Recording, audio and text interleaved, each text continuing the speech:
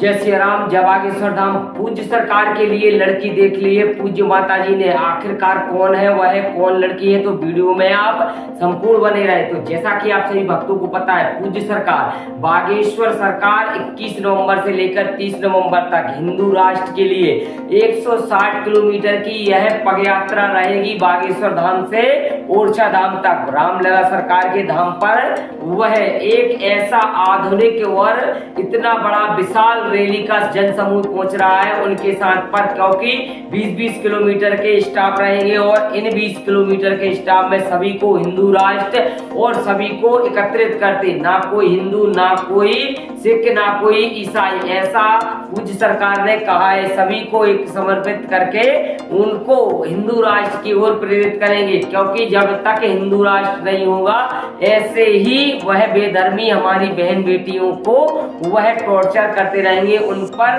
तंगनसा कसते रहेंगे और ऐसे ही दिन पे दिन ऐसे ही मानो दुष्ट जो रहते हैं हमारी बहन बेटियों पर कुदृष्टि डालते रहेंगे। अब आता है मेन और अहम कि पूज्य सरकार के लिए माता श्री ने कौन सी लड़की देख रखी है। तो आपको ही पता होगा कि कुछ दिनों पहले जया किशोरी जी से भी उनका कुछ नाता जुड़ गया था, कुछ नाता वीडियो में डालकर पूज्य सरकार से जोड़ रहे थे, परंतु जया किशोरी जी अब जा चुकी है, क्योंकि जया किशोरी जी को उनने बहन बना लिया। और फिर और सबसे बड़ा अहम और लगभग 1 साल से टूल हो रहा था शिवरंजनी तिवारी, बागेश्वर बाबा और शिवरंजनी तिवारी का वह मेल। आज तक उनको पूज्य सरकार के दर्शन नहीं हो पाए, तो शिवरंजनी तिवारी भी अब जा चुकी है।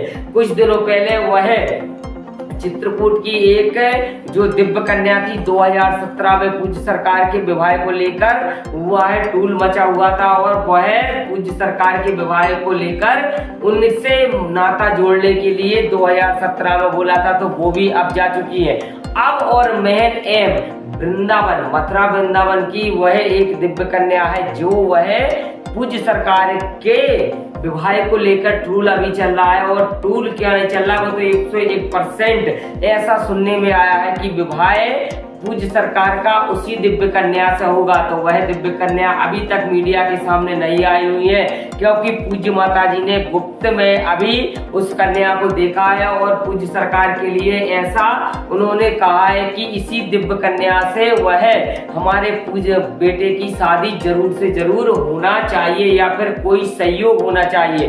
परंतु यह भी यह बात आती है कि पूज्य सरकार के विवाह को लेकर उनके पूज्य पिताजी के गुरु ने मना कर दिया है।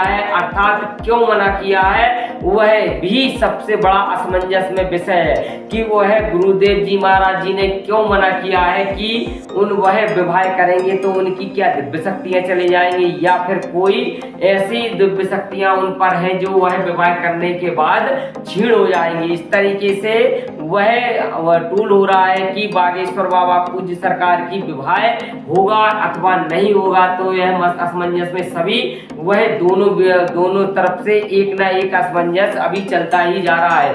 अब पूज्य सरकार का कहना है कि वह विवाह नहीं करवाएंगे। कुछ दिनों पहले बोल रहे थे विवाह नहीं करवाएंगे और वह माता पिता ने जब आज्ञा दे दी, गुरुदेव जी ने आज्ञा दे दी, तो क्यों विवाह नहीं करवाएंगे। अर्थात इसका ही मेन और अहम है कि आखिर विवाह को लेकर पूज्य सरकार क्यों डरते हैं। अर्थात विवाह हो जाएगा तो क्या उनकी दिव्य शक्तियां छीन हो जाएंगी या दिव्य शक्तियां वह इतनी नहीं रहेंगी। इसलिए पूज्य सरकार विवाह से सभी की विवाह शादी समारोह में जाते हैं, परंतु खुद का विवाह नहीं करवाते। सबके ढोल धमाके बजवाते हैं, परंतु पूज्य सरकार के ढोल धमाके क्यों नहीं बज रहे। आखिरकार इतने बड़े सेलिब्रिटी बन चुके हैं हमारे पूज्य सरकार। अब देखना यह है कि पूज्य सरकार का विवाह या फिर वृंदावन की कोई एक दिव्य कन्या उससे होगा या फिर कोई और अन्य कन्या उससे होगा। तो अभी तो प्राय में संशय बना हुआ है। अब हो सकता है आप कमेंट में बताएं कि पूज्य सरकार को विवाह करना चाहिए या फिर नहीं करना चाहिए। इसी के साथ सभी को जय श्री राम, जय बागेश्वर।